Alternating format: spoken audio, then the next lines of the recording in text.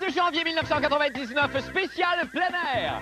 Reconstitution locale de la course Paris-Dakar opposant Jean-René Dufort et Isabelle Maréchal. C'est comme La Belle et la Bête, et tous les experts s'entendent pour dire que Jean-René Dufort devrait être la belle. Non mais checkez-y les nouvelles lunettes. C'est de la madame, ça, monsieur. Et début du championnat mondial de ski acrobatique à Mont-Tremblant. Du saut, du ballet, de la bosse. Parlant de bosse, je me cherche des billets pour Notre-Dame de Paris. Bonne fête du monde, mesdames et messieurs! Alors, tout d'abord, ce soir, des pop-up nouvelles de moi! Pop-up nouvelles de moi! Eh oui, mon Dieu, que j'ai le foie engorgé. Après tant et tant de jours de festoiements, comment on pourrait appeler ça? Des festivités, c'est ça, des festivités, après des jours de bombance et d'abus, de bombance et d'abus, voilà venu le temps, je pense, de mettre un peu d'ordre dans notre estomac. Alors, c'est pourquoi ce soir, j'ai pensé inviter un expert de l'abdomen, le populaire chef Jean-Louis Thémis. Jean-Louis, si vous voulez bien venir me rejoindre. Bonsoir. Voilà, bonsoir. Bienvenue à notre émission, Jean-Louis. Merci beaucoup. Alors, Jean-Louis, vous êtes originaire de Madagascar, je pense. OK.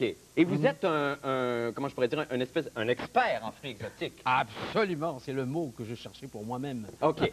Alors, d'accord. Là, vous allez nous donner une recette qui vient de votre livre, d'ailleurs, qui est tout chaud, qui vient de sortir, qu'on va peut-être montrer à l'écran, qui s'appelle « Fruits et légumes exotiques ». Et c'est une salade de mangue en vinaigrette, c'est ça, hein? Et c'est en plein ça. Et ça calme le foie. Ah, ça calme beaucoup de choses. OK, merveilleux. Alors, allez-y avec les ingrédients. Alors, j'ai déjà préparé des mangues. Pour faire cette recette, ça prend des mangues qui ne sont pas trop mûres. Pas trop mûres. Que vous avez Voilà. d'ailleurs, je vais les montrer ici, que vous avez d'ailleurs coupé déjà en julienne, je pense. Voilà. OK. Alors, dans ces juliennes de mangue, on rajoute un tout petit peu de gingembre. De gingembre, OK. Haché. D'accord. On rajoute beaucoup de persil frais haché. D'accord. On rajoute une pincée de cayenne. Une pincée, car plus que ça risque d'être aphrodisiaque. Oui, c'est ce qui n'est pas une mauvaise chose en soi, mais ce qui est dur pour le foie quand même un peu. Alors, une petite gousse d'ail. OK. Et maintenant, OK. je vais vous faire travailler un peu. D'accord, allez-y. Jus de citron. Jus de citron.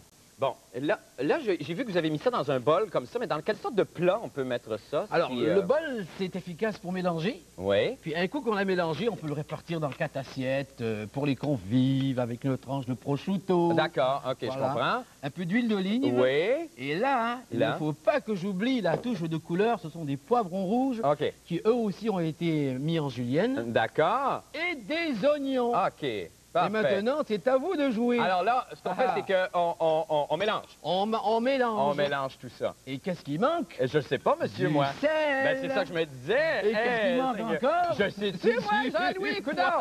C'est ça, je me disais. OK, Bon. un petit peu de poivre. Voilà. C'est magnifique. Oh, vous aimez ça, le poivre, vous, Jean-Louis, hein? J'adore le poivre. Quelles sont les vertus de la mangue? J'ai entendu dire qu'il y avait de la vitamine A là-dedans, du fer. Oui. Mais alors, surtout de la vitamine A, je pense. Beaucoup de vitamine A. C'est un fruit qui pousse au soleil. Hein. OK, d'accord. Et puis, bon, en général, tous les fruits, il n'y a rien de mauvais pour la santé. Ben non, j'imagine. Il n'y a pas de gras, il n'y a pas rien dedans. OK, parfait. Je vais vous amener une belle assiette, Marc. On va pouvoir transférer ça. Est-ce qu'on a le temps quand même de goûter ça très rapidement? faudrait. OK, alors écoutez, pour la présentation, on va peut-être être obligé d'escamoter une étape. Allons-y. Alors, mais moi, allons-y juste pour se faire un petit cop de... Ah, c'est beau comme ça, je vais tout de suite la desservir. Regarde donc, Bon. il est-tu Un petit piment. épicurien? Ah, c'est magnifique! Taillé, ça, c'est le rotéto qui fait ça? C'est pas vraiment le rotéto qui fait ça. Est-ce que je peux goûter? Je vais goûter. Oui, goûtez. Allez-y, je vais goûter tout de suite. C'est... Moi, oh!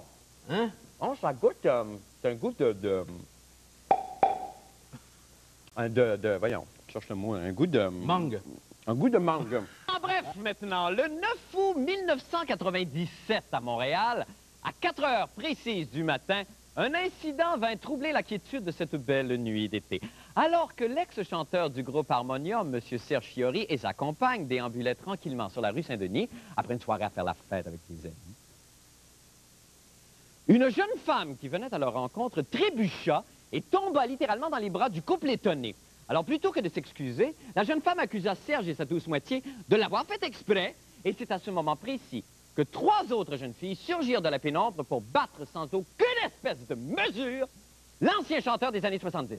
Les 4 accusés comparaissaient aujourd'hui au palais de justice sous divers chefs d'accusation. On soupçonne que cet incident ne soit que la pointe de l'iceberg et qu'il serait relié vraiment à une vague de violence inspirée par une unité de lesbiennes américaines qui s'attaquerait essentiellement à des has-beens Le commando a d'ailleurs beaucoup fait parler de lui au moment de la sortie d'une vidéo clandestine dont l'émission Scène de crime a obtenu copie.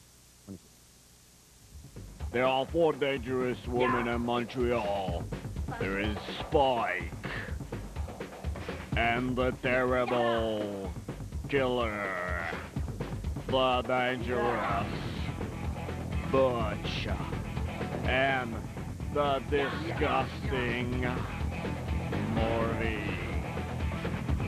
They are kung fu lesbians against has-beens. Today's victim, Jacques Parizeau.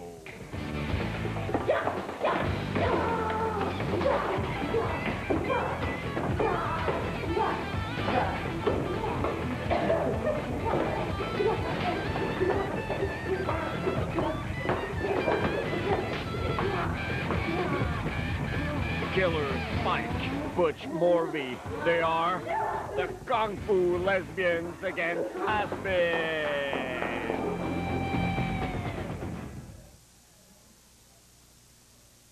Ah non, mais c'est pas une blague, hein? Et là, à ce moment-ci, il paraît que tous les has-beens du Québec tremblent de terreur. Michel Stax et l'ancien batteur des Bébés ont même engagé